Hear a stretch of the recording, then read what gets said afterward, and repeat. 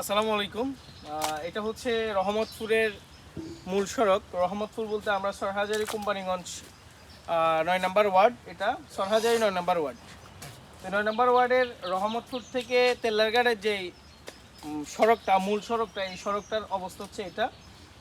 তো আমি এসেই হতভম্ব হয়ে গেলাম যে এখান থেকে মানুষ যায় কীভাবে। দেখেন রাস্তার উপরেই কি পরিমাণ কাদা, এবং এই কাদা সরিয়েও কিন্তু মানুষকে পারাপার করতে হয়, নামাজ পড়তে যেতে হয়।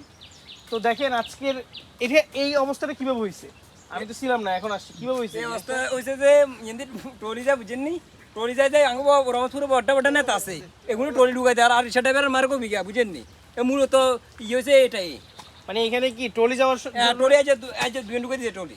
আচ্ছা, মূলত এখানে মূল সমস্যাটা হচ্ছে ট্রলি যাওয়ার কারণেই নাকি এই কাদাটা হয়েছে, কিন্তু আমি মূলত জিনিসটা যাই না, মূল ঘটনাটা যাই না। তারপরেও আমি যা দেখতেছি এখানে পানিটা মনে হয় আটকে যায়, যেহেতু এখানে এটা ময়লা মানে মাটির রাস্তা, সেক্ষেত্রে একটু পানি থাকার কারণেই এই রাস্তাটা এরকম কাদা হয়ে যায়। তো এখন দেখেন এটা হচ্ছে মূল সড়ক।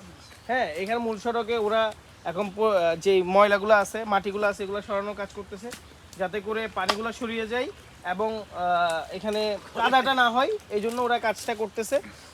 আর আমাদের নদী ভাঙার কথা কি বলবো, ভাঙাটা একটু যদি দেখাই আমি, ভাঙাটার অবস্থা খুব ভয়াবহ একদম।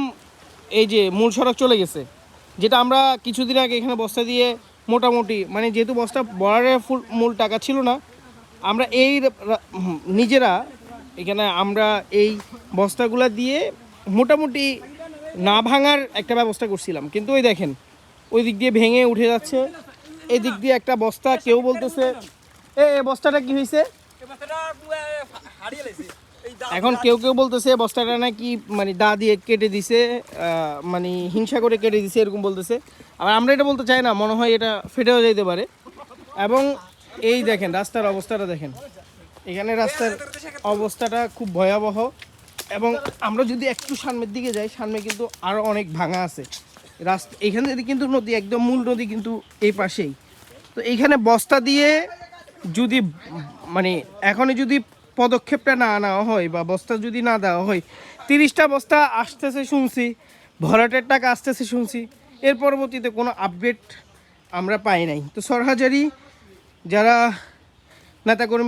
নেতারা আছেন, আপনারা একটু কর্মীদের দিকে তাকায়েন, এবং যারা জনপ্রতিনিধি হয়েছেন এখন আমাদের দিকে যদি না তাকান, আমরা কিন্তু এখন বাঁচার আর কোনো উপায় নাই। এই দেখেন নদীর কি অবস্থা, এই যে নদী, এই যে এই নদী, এই রাস্তা। এখানে যদি বস্তা দেওয়া হয় তারপরে এটা থাকবে, কারণ আমরা গত বছর ফুল বর্ষাতে ওই বস্তাগুলো দিয়েছিলাম। তো হচ্ছে মূল সড়কটা ভেঙে গেলে এখানে একদম মসজিদ, এরপর হচ্ছে এদিক দিয়ে যে বাড়িঘরগুলো আছে এগুলো সব ভেঙে যাবে। এবং ওই দিকের অবস্থা মোটামুটি ভালো আছে, এদিক দিয়ে খুব অবস্থা খারাপ, এবং সামনে 2টা ঘর উঠে যাবে। এটা আমি পরবর্তী আপনাদেরকে ভিডিওতে দেখাবো। তো ওরা এখন কাজ করতেছে, দোকান খোলা নাই, খোলা থাকলে ওদেরকে একটু নাস্তা বানিয়ে ব্যবস্থা করতাম। তো কতক্ষণ